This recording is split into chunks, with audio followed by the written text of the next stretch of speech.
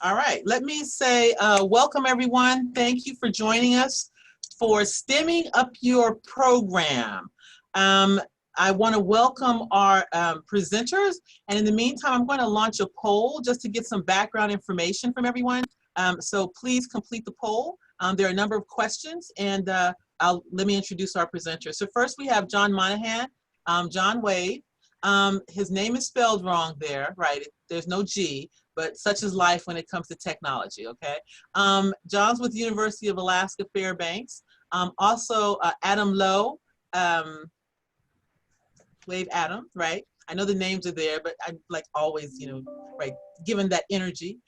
Adam's with the University of Alaska Fairbanks as well. He's the Upper Bound Director. Roxy Morat, Roxy. And Roxy's with E4L, Educating for Leadership. And then we also have three other folks who are going to be presenting and chiming in through this presentation. That's Surmeet, did I say that right, Surmeet? Surmeet Gaba, as well as George Reesing and Brian Reggiani. All right. So let me see, it looks like our poll is going pretty good. I've got 7 of 16 people.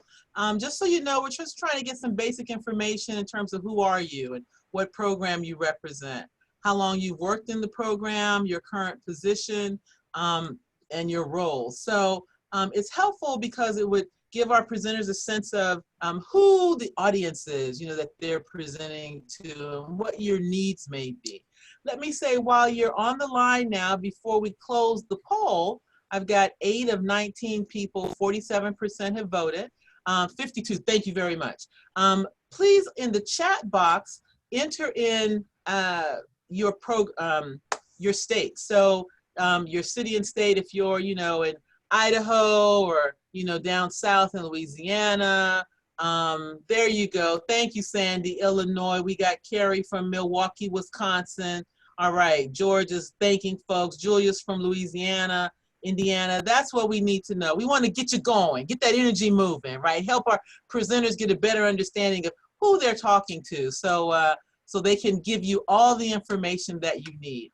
I've got 73%. Do I have one more person who's going to chime in on the poll? Should I go ahead and close it? We're at 2 minutes and 20. I know it sounds like we're in an auction or something, right? Yeah. I'm bidding, I'm moving it swiftly. All right, I'm going to go ahead and close the poll so we can all get a sense of who's where and what's going on, okay? So in terms of our current attendees, we've got just 57% from talent search programs, the balance 43 from UB, so thank you, that's good. This is information you can use. How long have you worked in your current position?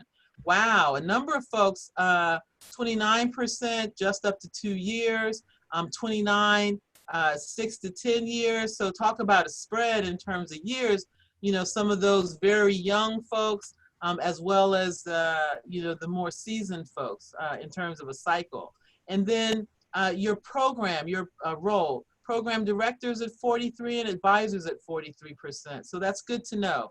I listed in here STEM instructor versus regular instructor, just so we'll have a sense of if you're instructing students, what's your particular topic, especially since this is stemming up to see, what the needs are. So again, let me just say thank you. I'm going to stop sharing our results and turn it over to John and Roxy and Adam to get us started. All right. Oh, thank you, Nicole. First, that poll is great. You make a great auctioneer.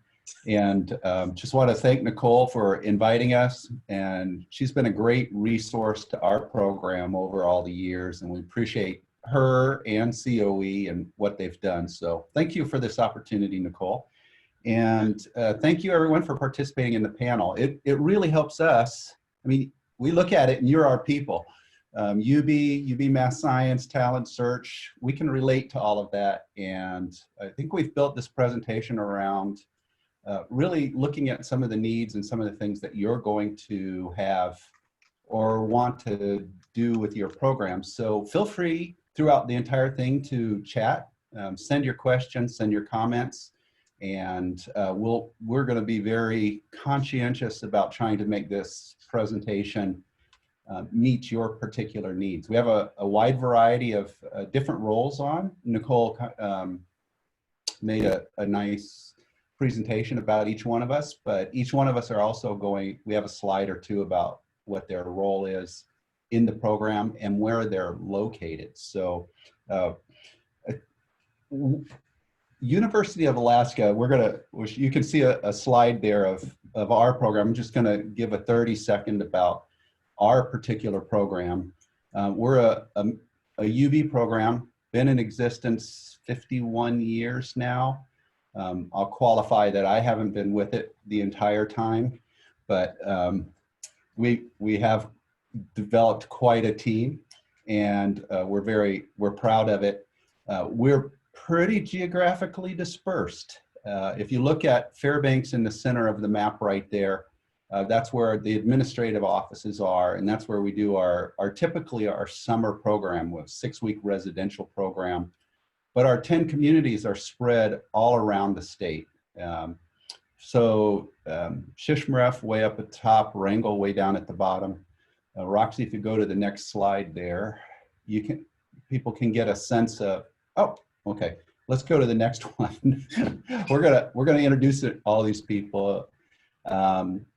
So those are all of our communities, but you can see, if you kind of overlay those maps, you get the idea of how far across we spread. And George did a little calculation the other day, and I think it was 1,280 miles as the crow flies from Shishmaref, which was all the way up at the top, down to Wrangell at the bottom. So when we think about our students, when they come to Fairbanks, it's a minimum of 2 plane flights or up to 5 plane flights to get to our location. So we are all about distance and distance delivery. So all along we've had a kind of a virtual connection program, but then COVID came along and really changed up our program for what we were planning to do this summer. So on short notice, we've put together, I think, a very comprehensive program. Of course, it's never as exciting as being face-to-face on campus and meeting all your friends and being able to come to the big city of Fairbanks, which is 60,000 people. But I think Adam's going to go through a program, and we've made the best of it. We're trying to make it as interesting as possible.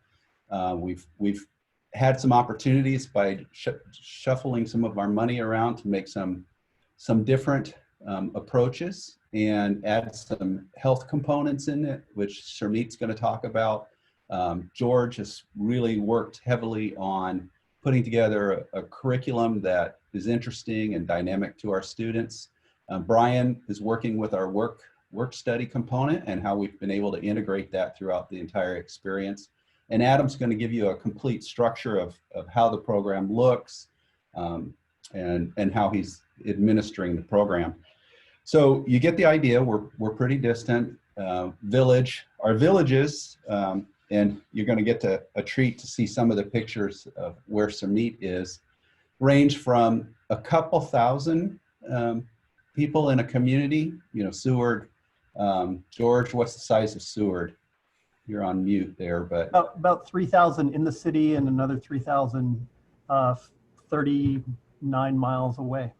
Okay, so that's one of our larger communities, and then probably go down to Brevig. Surmeet, what's the population in Brevig? It's around 350 to 380 people in Brevig. Okay, so 350, in the entire community, and so you can see we have quite a variety of programs. Our population is primarily Alaska Native, and then some of our road system, kind of a blended approach. And so we really focus on culture, focus on being appropriate in the community. And you're going to see some of that come out when Brian talks about work study. So that's a little bit about our Upward Bound program. You're going to see sprinkled throughout this presentation some references to our National Science Foundation. We've been rather fortunate in working with our communities, working with different partners such as Dr. Nicole Norflis on going after NSF grants. And what they've done is kind of amplified some of the things that we've trying to demonstrate within our Upward Bound program. And then we were really fortunate to be able to bring more UB talent search, math science programs together and make kind of an alliance that's across the country. And we're going to show you some of those as we go along. So we feel pretty fortunate. So that's a little bit about our program. You know, we're kind of your typical UB program. And our assistant director, Adam Lau, has a lot of UB experience as an instructor, as a teacher, as a math science person. And he's going to talk about our regular program and then how we've designed a program that's going to work over the summer. And he's going to sprinkle it with our guest presenters. But we've also asked them to identify where they are at. We're a very geographically dispersed team. So not only does our program, come together to be virtual, but we've pulled a team from across the country to deliver this program, and we feel like it makes it pretty special because everybody here knows distance and knows what it's like to be on the other end of a long Zoom. So, Adam, with that, I'd like to turn it over to you, and again, post your questions as you come up with them. Thank you and welcome. I'm so excited to have all of you here. I think as I prepared for this opportunity to share with you guys today, one word kept coming back to mind about what are some things that you could take away with you about putting together your program. And the key word and what John mentioned there, alliance. Everything about making a successful distance summer program comes out of the people that you're working with and the connections that you have. John has done an amazing job making sure that some of the good ideas that have come out of the people that we've been working together with have been turned into this alliance of people working on projects around the country. And it's not a small achievement, and it is, I believe, that same philosophy that has tied itself into working with the staff and working with our program as we've been moving forward. Nicole has got a huge alliance, and as we have good ideas and talk about things like that, then that moves forward. If you go to the next slide, Roxy, I'll give kind of an overview of what we got. So, all right, when summer program came along as being an online distance delivery thing, we kind of reframed some of our big picture goals.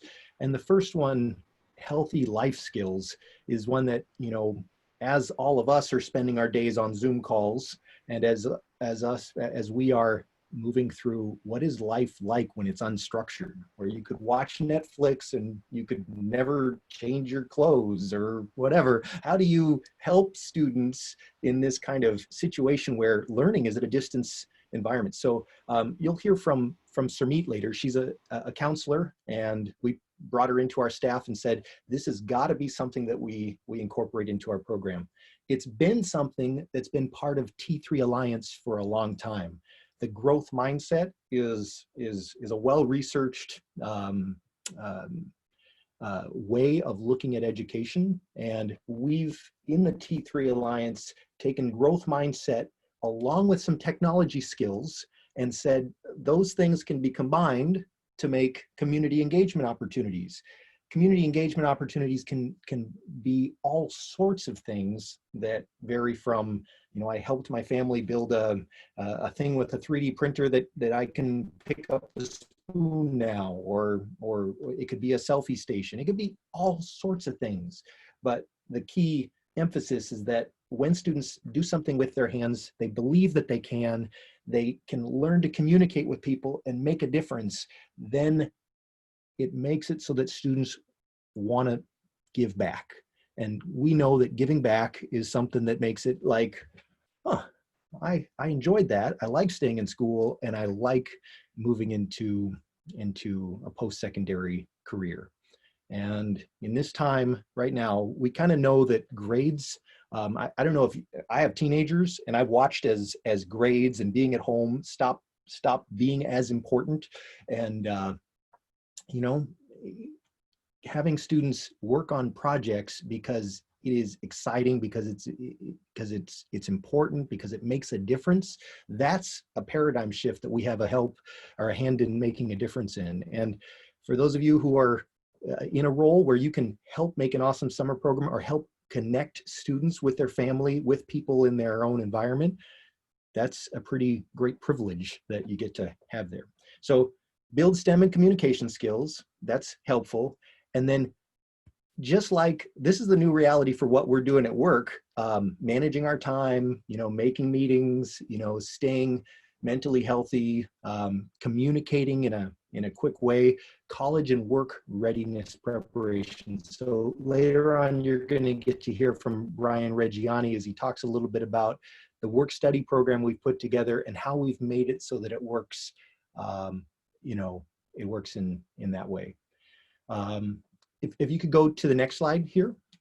Dun, dun, dun, dun. Okay, so with the virtual summer program, you saw that map at the beginning, which showed our sites around the country or around the state being all over the place. Typically, we hire teachers, or we work with teachers during the academic year, and they work with students for upward bound study support, the kinds of things that go with an academic year. This summer, we hired them. They may not be subject matter experts in the curriculum, in using the different Raspberry Pi kits. You guys will hear about Raspberry Pi kits in a second and stuff, but they know the students, and that's really, really important. Actually, that's the local instructors. The statewide coordinators are people that you see on this call here. So I'll reference those guys individually. The statewide coordinators, we have a lead STEM teacher, a lead mental health and wellness teacher, a lead work study person. They're checking in with students around the state. They're also checking in with our local coordinators to help make sure that they know how to do things. And I absolutely believe that word that we mentioned, alliance, that's what this is. We're in an alliance with the local coordinators. I got a screenshot of some of our Zoom calls that are 13 people across the state, across the country, who are all working towards helping students move through this curriculum together. Permission forms, that's another necessary thing. And we have to have a statement about COVID. We have to have a statement about, using a phone, because we ended up on that map that you saw at the beginning. Many of those communities on the western side of Alaska, they just, the students don't have internet at their homes. And the only way to get internet is with a cell phone signal and with, basically turning your cell phone into a wireless hotspot. So we went through the process of creating a policy, creating structures and all that kind of stuff to send every student in Alaska a cell phone, or every student who needed one, a cell phone that could be used as a hotspot and a Raspberry Pi computer kit. And you're going to hear more about this as George, our lead STEM teacher, talks about this. But that gave us the ability to have the students kind of on an equal playing field. Like, we can all access content, we can move through with the different little sensors, we can do projects. And as you'll hear today, we've built a program that will scaffold with the students as they work with their family members to learn some cool stuff and make a difference in their community. So I think the next person I'm introducing no, next slide, please. Next slide. Yeah, I wanted to show this one because this is what staff meetings are like nowadays. And I want to point out, on this staff meeting, I've got teachers from different locations, but I also have former students who I've figured out who have been experienced with this T3 Alliance curriculum, and they are now hired and working with us as temporary work study, you know, as temporary students. They're working for us, and they are on it. If a student gets stuck or has trouble with some technology or with some of the projects, they can jump on a Discord chat or jump on a Zoom call with them and just give them the support that they need. Or sometimes it's just they're at the other end of a phone. And a lot of what our Zoom calls are about and our meetings are about are, hey, let's stay connected. Next slide. Oh, dates and expectations. Yes, I added that. So dates and expectations, we're already going. It's like day 3 or day 4 of our summer program. Kicking off was kind of anticlimactic because, you know, with kids not having internet, then you can't have a Zoom call with all 47 of your students around the state. So I had to deliver that through the local coordinators who took that responsibility super well and said, let's go and make an exciting kickoff. The work study program, Brian will talk about that, is June 8th through July 31st. So it's a little bit behind, but there are ways we move through it. The daily expectations. We've broken out what would have been, let me say it this way. We didn't try to do a synchronous summer program because we knew that it just wouldn't work in our environment. We have an asynchronous summer program that has a synchronicity between us and our local coordinators, meaning that our statewide staff checks in with our local coordinators, who then have their own schedule to check in with their 10 or 9 or 7 students that are working in their community. Every student's got to do a little exercise every day, a little personal journaling, and then they have some, you know, hours of the week that are spent working on curriculum that's associated with the technology that they've got available. And George will map out some of what that curriculum looks like as we move through things. We do tell students, you can get a call from one of us, from our counselor, from George, and we'll just check in with the family, check in with, make sure things are going well, because what we know from research is one attuned adult or somebody checking in with them means that we'll catch students who might be falling off the wagon of being engaged. And we know that staying engaged in this time is really a critical thing. So next slide, and I think this next slide will introduce me to George.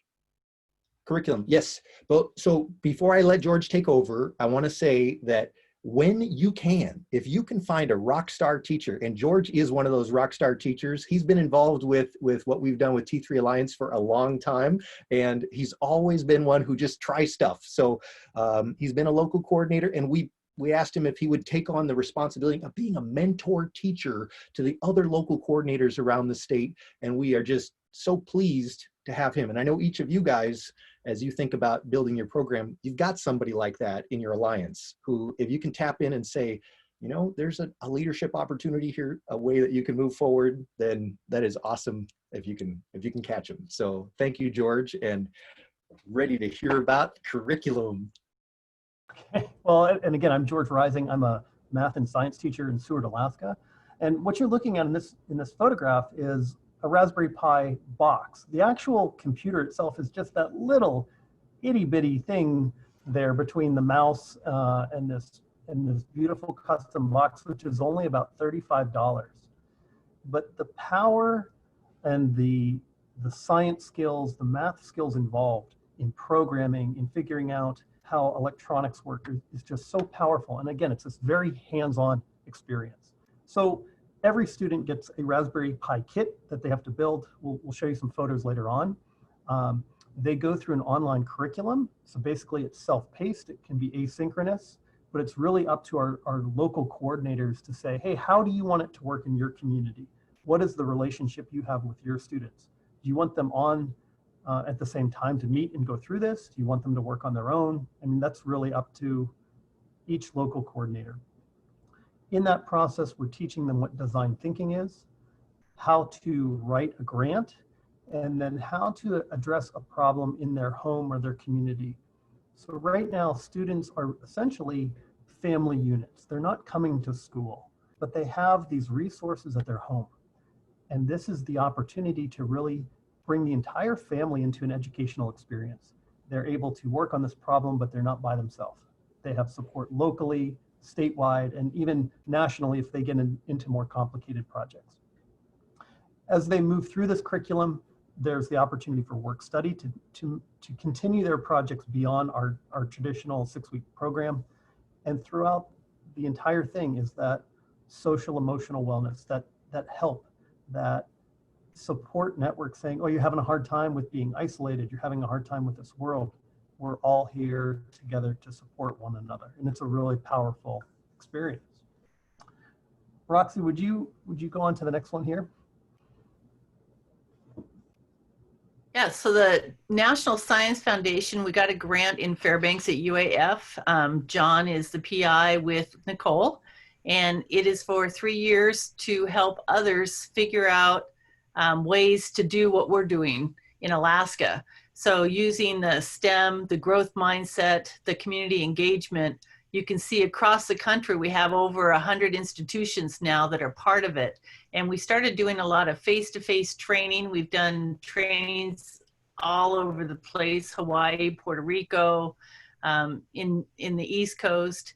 And then we were doing scheduled one in Miami when the COVID was starting to be rumored about in Europe. And so we'd been developing stuff online. I'm a former Upward Bound instructor. I've educator in Alaska forever. I'm the former distance ed tech. So when we decided to do some distance ed stuff, we were going to do this one in Miami, and we said, why don't we do a blended one? So the people that could come to Miami, great, they're there in person, but those who can't, we'll put them online and we'll interact together. So that was our first one. And from there, we really ramped it up when COVID hit the United States. So in April and May, we've been doing about 2 trainings a week, right, John? And helping our T3 Alliance get the training they needed for more STEM, more Raspberry Pi stuff. How do you meet your kids? And then now we're looking at, oh my gosh, if we don't do a face-to-face for a summer program, what's that gonna look like? So I'm really excited to see Fairbanks again take the lead and figure out, because Dr. John Monahan, who's got this grant, says, let's share it. And there's such a power in collaboration. And I applaud all of you that are on with us right now, because I know in education, you're here because you care about your kids and want to know ways to make them engaged and have some fun with STEM. So I'm really excited about the T3 Alliance. And as we continue to move forward, figuring out together how we can help each other through communication, through STEM, through community projects. So thanks, George. Yeah, and that previous slide too just shows you that there is support all across our country for our students as they dive deeper, as they take ownership of their own education and they get involved in projects. There is support. It's not that the local coordinators are the know-it-alls or they have the answer key. Like, oh, here's how do I do it? It's that network, that alliance of support. And so on the next slide here, I just want to walk you through what a program looks like. And I'm going to start in the top left corner. And all of our instructors go through their own instructor orientation, how to navigate the online curriculum. And then they have access to all the courses as well. So just below that, it says course 1.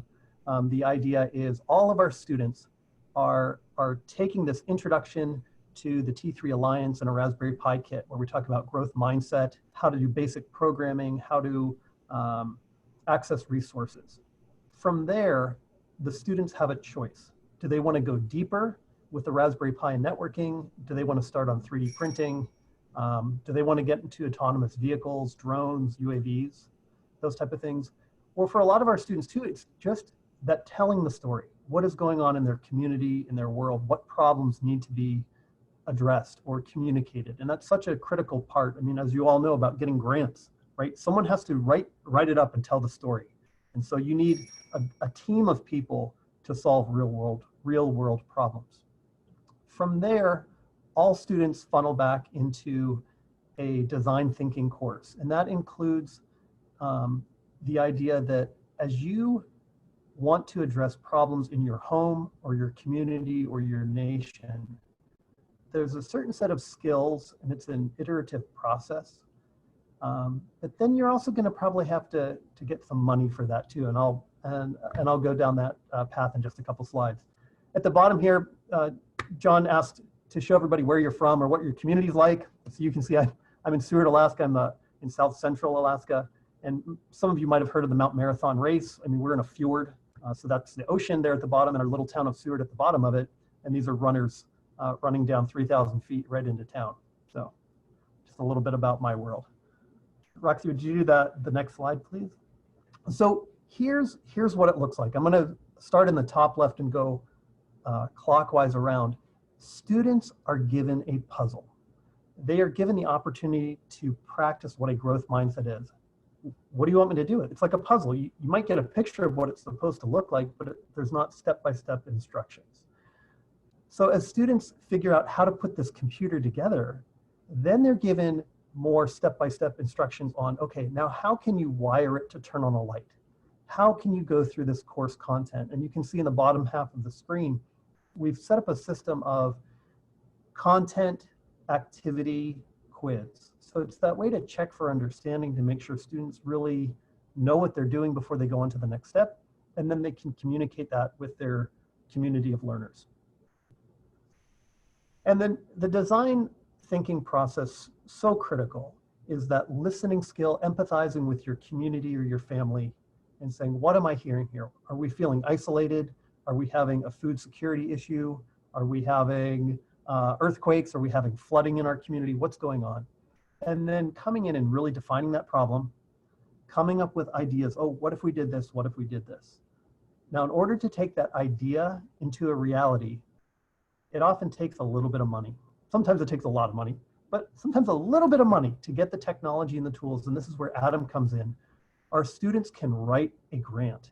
So we're bringing in that language arts component into our Upward Bound curriculum. How do you communicate to get what you need? How do you advocate for yourself and your community? So teaching them how to write grants so they can build the thing that might work. They're going to prototype it. They're going to test it. And so this is that process. It's iterative. It goes around and around and around. But having the math skills and the science skills and the language arts skills are critical for their success to go into college and beyond. And then I think on the next slide here, we have an example. So this is a grant that a student completed. I mean, we have them hydroponic systems. I mean, all sorts of things. This one here is for a selfie station. So again, how to make people feel welcome in their community or their school or whatnot. And I'm gonna kind of pass this over to Adam here, because as students come up with their own projects or they find a need in their community, again, they often will go beyond the expertise of their local instructor, right? And they've got great things they want to share. So they want to share what they're doing, but they also may need help in how are they going to figure out, well, the sensor doesn't work. What am I going to do with it? So maybe that's where we find a way to communicate. Yeah, thank you, George. This is what you see on this little snapshot is an example of something we did with an Upward Bound summer program in Hilo, Hawaii a few years ago. I worked there as a T3 instructor for one of our things, and the idea that a classroom could go and have a project and they could go work on something, they could brainstorm, they could describe in a little team an area that needed like a scavenger hunt selfie station where you push a button and have something happen. That could turn into a grant that got funded, and they could go through that whole entire cycle of writing, reviewing, looking, rewriting, all the stuff that happens in a thing. But when we've switched it over to being at home, we still have the same empathize, listen to somebody in your community. Your community might be your sister, your uncle, the few people in the safe COVID zone that can go through. But in the end, that process says, if I think I know enough sense on how to use these different, sensors and how I can put it together, can I, put a proposal out? I do it.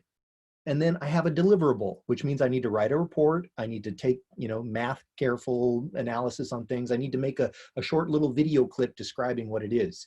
And what George mentioned there, that I've sensed that a lot of teachers get into, especially when you're not a subject specialist, is that sense of, oh, if they want to build an air quality meter that tells how much forest fire there is, what if I don't know how to do that? And great. What a perfect opportunity to throw that question out to a national audience who's in your alliance that is equally excited about this kind of thing. I think the next picture, Roxy, shows the Discord channel. And T3 Alliance has had a Discord channel of their own for a while. Discord is a communication platform, and there are ways in which we can talk about certain topics that are in there. The people who are in the T3 Alliance Discord channel have been to one of the trainings, or they've been one of the original people who have been in grants or talent search or something as they've been part of this. But with this new course that we're delivering to our students at University of Alaska Fairbanks, and that other institutions across the country are utilizing, there is a T3 Alliance courses Discord channel where students can go and share about projects that they're working on. If you're working on an automatic pulse detector to find out if somebody they're sick, maybe, then you can write about it in here. If you have a project with drones, or you have a project with whatever, it can be shared in this group, and we have people who can support in the community. We also, on our staff at University of Alaska Fairbanks, have hired really talented people that we know can be there to assist students when they need the phone call and the support that goes through it. So we've got people in Puerto Rico and Hawaii and other places that are working on here. Here's some examples of projects that just might get you excited out there. These students right there up in the top corner, they're working on an automated hydroponic grow tower. That means you put little lettuce things in there and watch as it just grows in there. The one that's off to your right hand side, that is like a speaker system that can make a Raspberry Pi. And if you never knew what a Raspberry Pi was, this is like a good picture of it. That little credit card size computer, around $35. We package it into a build your own box thing with the T3 Alliance, and you get that growth mindset as you go through it. But you can make your own Amazon Echo or your own Google Home with a speaker that's directional, tied into it. And that's kind of exciting. A student could say, I want to make a way that my grandma who is in a wheelchair doesn't have to, get up in order to turn the lights on and off. And we can automate this thing and build a grant that can come out in that fashion.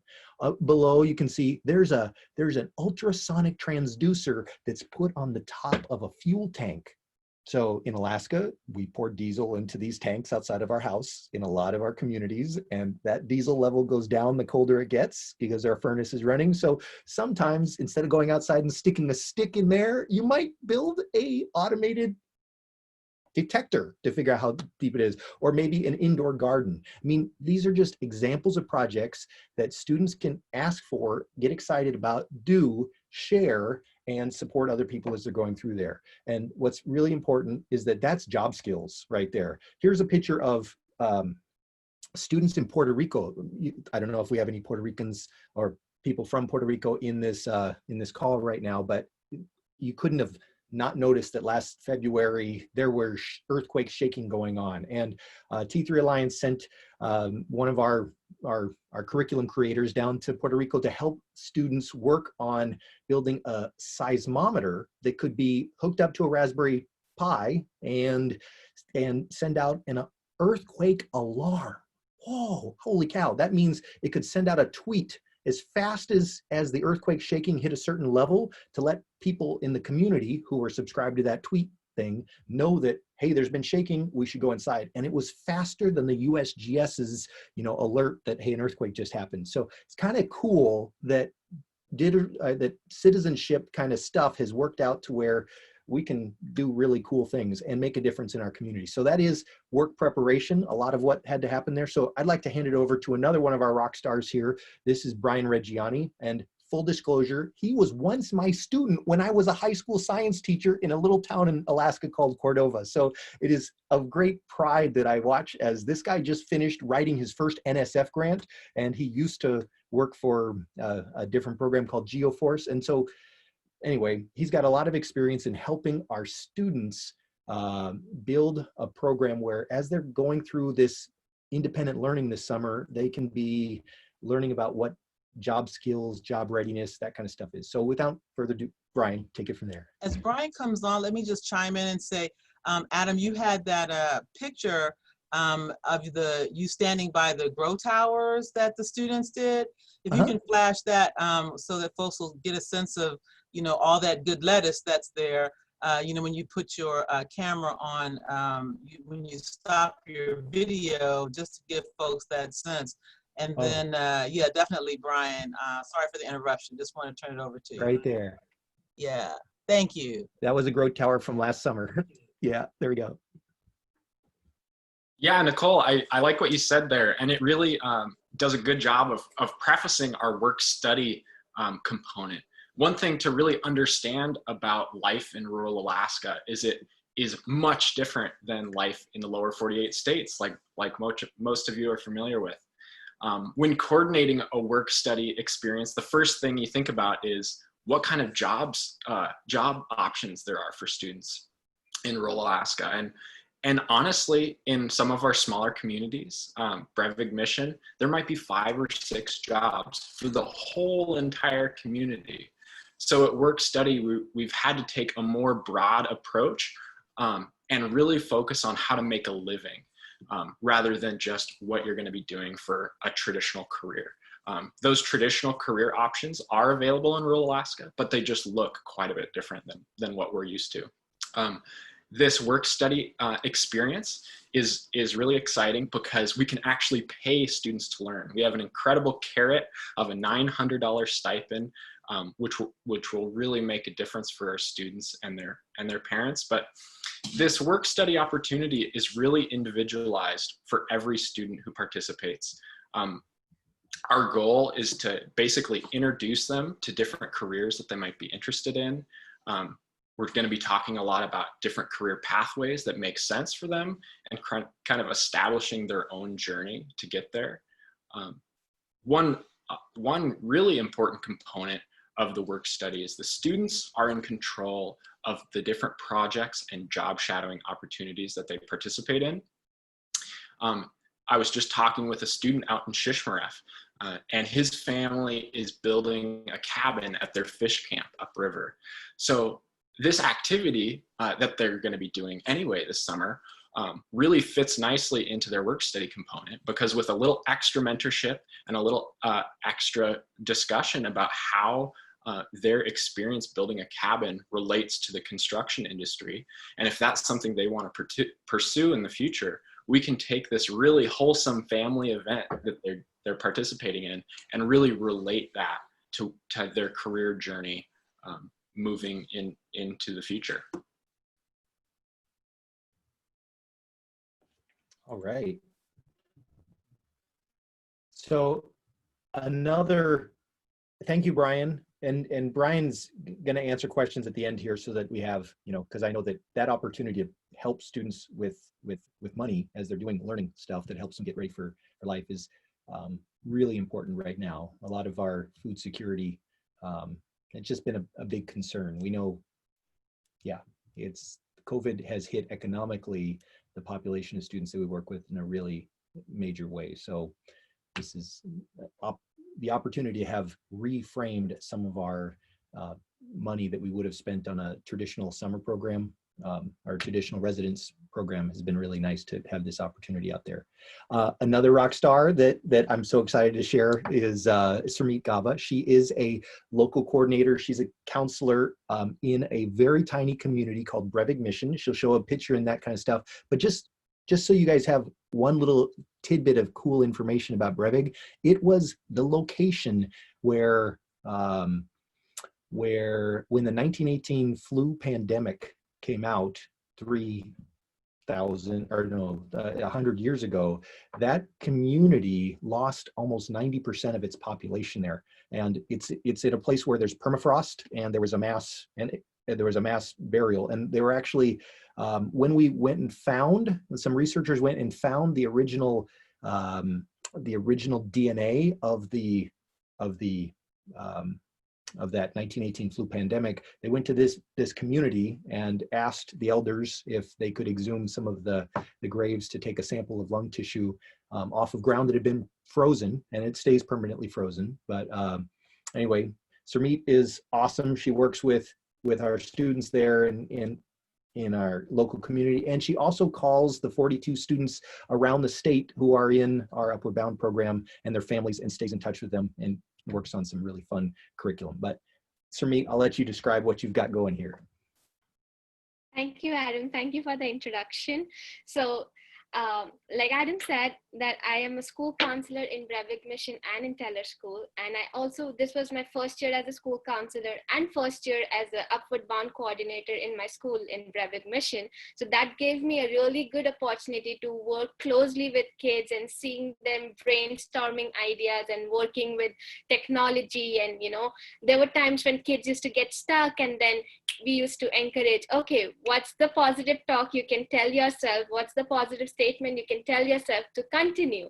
So all those kind of things, promoting growth mindset, was all I did this year, and it was amazing experience. So my work here in a summer Upward Bound program is to check in with students daily and with their parents through Facebook, phone calls, text message, journal, and checking in with them, asking them to journal about their day-to-day activities, do some physical activities just to be physically fit. I also provide additional support such as social emotional support, because we all know life over in Alaska, especially in rural Alaska, it's not easy. Their family structure, everything, it's so different, and there could be like day-to-day stressors that they are dealing with, and it's hard when you're dealing with so much in your life. And Brevig Mission is a village with intergenerational trauma. With all this going on in these kids' life, it's not easy for everybody to give their 100% and do their accomplish their goals or do their targets or complete their projects. So I try to provide them the right mindset to make things done in a certain way, and just to manage their day-to-day stressors. And I also promote growth mindset. So solution-focused brief counseling is the main concept that I use to promote growth mindset, because they have the same principles, and it's based on the assumption that students have all the resources they need to solve their problems. And if you are having a hard day and if you have all the resources that you need, it's still you do not, and if you don't have the growth mindset, you still cannot achieve it. You need that positivity, that encouragement, that motivation to do it. And that's where I come. And if kids have a hard day or they're having an issues and it's hard for them to move ahead, they give me a call. I reach out to them just to make sure they're doing good. Along with all these sides, we try to teach them some life skills like time management. What are your priorities? What's the urgent things that you need to do? What does it mean to have a deadline? When they go out in the real world, these are some life skills that's gonna really help them to, go on with their life. Coping strategies with all the stressors and, tensions that they have in their life. And also one important thing was having a schedule, checking their emails daily, introducing them a concept of a phone, a work phone. You cannot use your work phone and give your numbers to your friends and chat. You have your personal phone with that, but what does it mean to have a work phone? Just to give them an essence that they are really working and they're getting paid for it, they have to take it seriously. So all those life skills, we all coordinators try to imply and we try to teach these students. So I think it's a great opportunity for students to learn so much.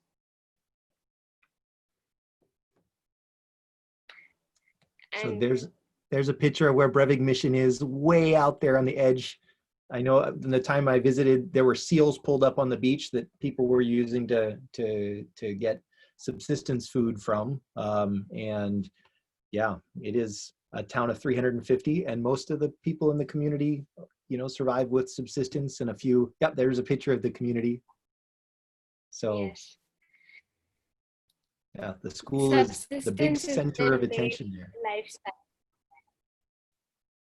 Yeah.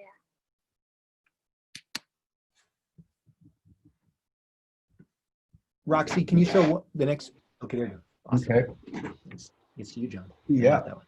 So we wanted to be sure to leave a lot of opportunity for questions and answers, or maybe you have questions, we don't have answers, we'll find out. But I wanted to also emphasize that, how important this phone is, and Adam's mentioned it several times, that, our students really, the only place to have connectivity is through the school with E-rate, but a lot of that closes down in the summertime. or they're not in the village anymore. They go out to fish camp or, subsistence type activities. And like Adam said, levels the playing field. But Cermete is on one of those phones. And you can kind of see, there's a delay, but it really does create the opportunity for us to stay connected to our students, for them to have an outside world, to stay connected to the people around them, and using Discord. So it's kind of our hook, we have to make all of this interesting. And Adam and, this entire team has made this challenging and interesting for students. And then bringing in the components of math, science, language arts, helping their community. Why is it important to have a career and continue your education? So very proud of this team and what they've been able to accomplish over the summer. Nicole, I think if we wanted to open it up for questions that can be posted in the chat, that would be a wonderful way for us to interact. Yep. So folks, we have, from my glasses so I can read even, 2 areas that your questions can be posted. There's Q&A as well as the chat box. So we're taking both of those. Are there any questions? While we wait for a question to come up, I just couldn't help but not share that we built the policy manual for how we were going to deliver phones to all those people. They had to go through the university, make sure they were in good with it. Had to go through, how do we get this out to our coordinators, and how do our coordinators monitor how much data that the students are consuming, and how can we, make a acceptable use policy for what your work phone relationship is like. And so if you want any tips on that kind of stuff, let me know. But essentially these phones are hotspots. And then that allows you to turn on and use your Raspberry Pi so that you can be connected there. Some of the situations that we're hearing from our communities is that even with this awesome phone that we sent them, it's still difficult to open videos and to do Zooms and that kind of stuff. So we also have backed up with PDF versions of the lessons that go along with things, so that, if we need it, then they can do it on a PDF version, and it can be a phone call connection or a text connection to make sure progress. So Adam, one of the questions is the size of the mini grants. And so I typed it in there, so it's in the records also, but they're usually small, no more than $500, and anywhere in between. And so if you wanted to just address that, Adam. Sure. Yeah, the mini grants, a Raspberry Pi computer by itself is about $35, $40. By the time you add an SD card and a plug and that kind of stuff, it gets a little more expensive. But somewhere in the $100, $150 would get you enough stuff to have an automated garden, or have a garden sensor that could do something, or a camera that could do something. And so really the whole first unit is about learning how to program and use the sensors and set them up in a way that makes sense.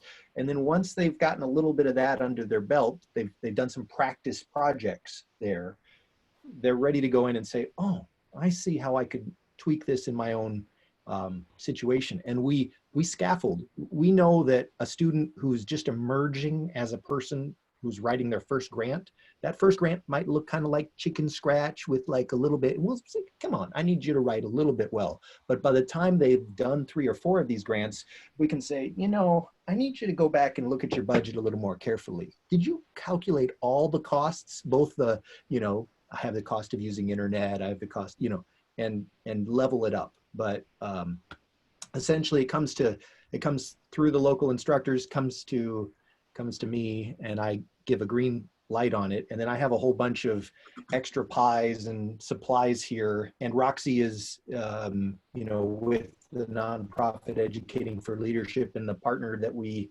work with in supplying extra stuff, helps when there's something I don't have access to.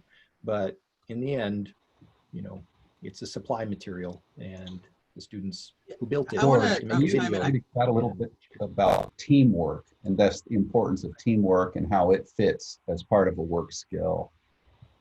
Yeah, I think, not only that, there's another question, but I just want to go back to that too, in terms of the grant, the mini grant, because so many times, people think, oh, we don't have enough money for this, or there's no money and there's limitations. But I think just the how it's connected to the intent, to the purpose, the student believing that they can do something, how it's connected to the technology, the writing, you know, that's necessary.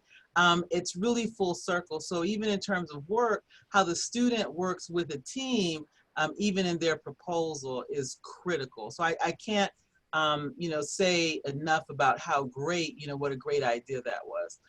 But let me turn to the, Carrie's got a question. Would you mind going back to the slide with the outline of the curriculum, starting with instructor-only orientation and moving into the strands and the final course, and then talking about the end results? Yeah, hi. I'll try to jump on this one here. And Carrie, if I don't answer your question, please just put it back in there. The curriculum, starting with the instructor, well, okay, and moving through the strands. So these local coordinators, right? They need to understand how to use the website, the software, to monitor their students' progress. So that's essentially what's in this online T3 instructor orientation. It's how to navigate the course and to make sure the students are making progress or to see where they're getting hung up.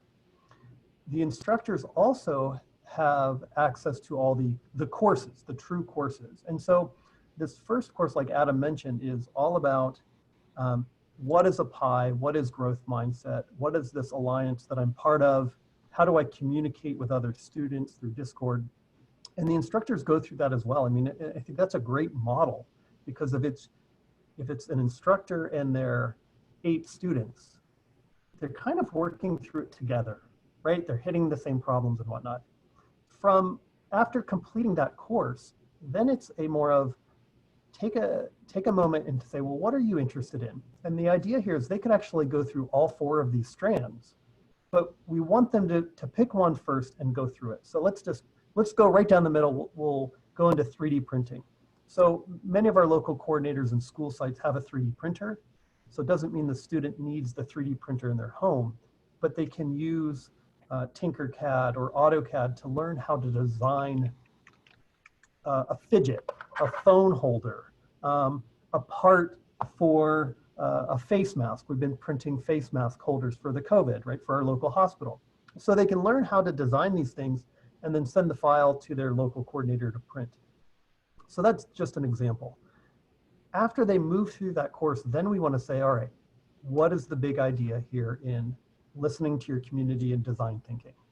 And so that's this next box in the middle where we're saying, hey, what is the process of empathizing, of defining, coming up with solutions, getting grants, right? Practicing all these skills and then actually being able to build it. We've activities that go with design thinking as well. I'm looking at the far right where it says the wallet project, past projects. So we can kind of teach how to do design thinking in a play environment, like a sandbox. And then the student takes the ownership and works on a project for their community or their home, however they define their community. So that's kind of the flow of the curriculum. Now there's some other extras that we didn't include on this slide. That would be kind of right where the picture of Seward is. And that would be things like hydroponics. Adam, jump in here. What are some of our other extra bonus? Thank you. And the other thing I was gonna make sure to add in here, George, is that if for every one of these courses that are shown up on there, we have a T3 Alliance co-instructor that's also in that group with us. So I don't know if you fully understood Roxy's role here. She runs a nonprofit organization that works with T3 Alliance and has been helping make sure that we can take the lead teachers around the country who have been doing awesome stuff and have them help us create these courses, and then they can be in those courses as co-teachers to give us content kind of material. And what you see there, that first course, it is done and it is in action. Students are moving through that first course right now. These other courses, they are all almost done, but we've got the process down, meaning that we know how the quizzing, the lesson structure, that kind of stuff, and the website is built, and we know how the students use Discord to interact as they move through there. If you move to the very last slide, I think we put it in the deck just so we had it here, Roxy, just go way down. It's past the question answers one. This is the one, bonus materials, raspberry shake and seismology. You know, seismometers and seismology is kind of a subject specific thing, but if you got a student who's excited about it, we can, or with T3 Alliance, the student can get that extra raspberry shake and use it with their kit and figure out how to make an applause meter, a shake meter, or a real live earthquake meter that's part of a national worldwide network. Automated grow towers with your Raspberry Pi. That's an involved project. You need to be a little experienced, but you will get those students who will race through the other stuff and be like, I'm ready to build a grow tower for my school. It costs, you know, $600 or whatever for all the parts and pieces, but they're in a community, they're in a course, and they're running with it. Software-defined weather radio station, mindful learning. We're looking into these little biofeedback tools that hook into, you know, your phone or Raspberry Pi that can help students work with, you know, how their anxiety and measuring their stress level and things like that as they're moving through content. These courses are bonus materials, meaning that as soon as we build them, when we find awesome teachers who are building cool stuff, we work with them and pull them into the network, and we can offer these options out to students. I think somebody may ask the question of how do I get involved and what's this cost and that kind of stuff, and you're welcome to ask that. Roxy's the person that I'd point you to for any answer that goes along like that, and there's an email in there. I want to point out to folks, I think we've lost a few folks. I know we're at time, it's 4:01. If there are any other questions, I want to just point folks to the emails, UB, Roxy, as well as, you know, the T3Alliance.org, to be sure to check in to, you know, all the opportunities that are also offered. Again, this was a nice National Science Foundation grant. You know, it's been expanded across a variety of locations, but I'd say that, you know, what UAF is doing is outstanding. And so definitely take those tips away. Let me just check if there's any last questions before we close out. Okay. I want to thank you, Nicole and COE. Thank you for this opportunity. We feel pretty proud of our program and definitely proud of the team that's pulled together, you know, and it is kind of fun that our team ranges from Puerto Rico to Hawaii, who are part of the delivery of this summer program. And we're all distanced, we're all from a broad community. And so, you know, we feel pretty fortunate to be able to work together. If someone had asked just that, you know, if it was, do students work individually or in groups? And so, yeah, you know, I said in groups, but maybe let's address that before we close, you know, individually or in groups. What have you seen? What's the variation? Go ahead, George. Well, it's really both. So in a traditional summer program, they're working in groups and maybe branching out on individual projects. Due to this whole COVID situation, they're kind of working as individuals.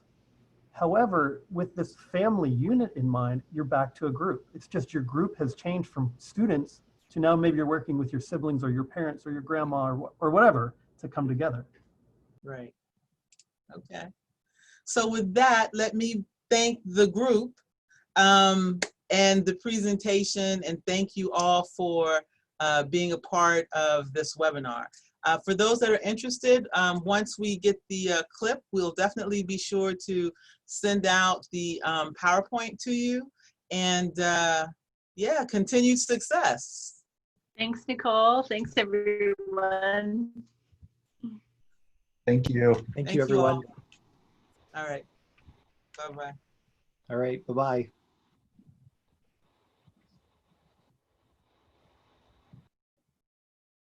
Oh,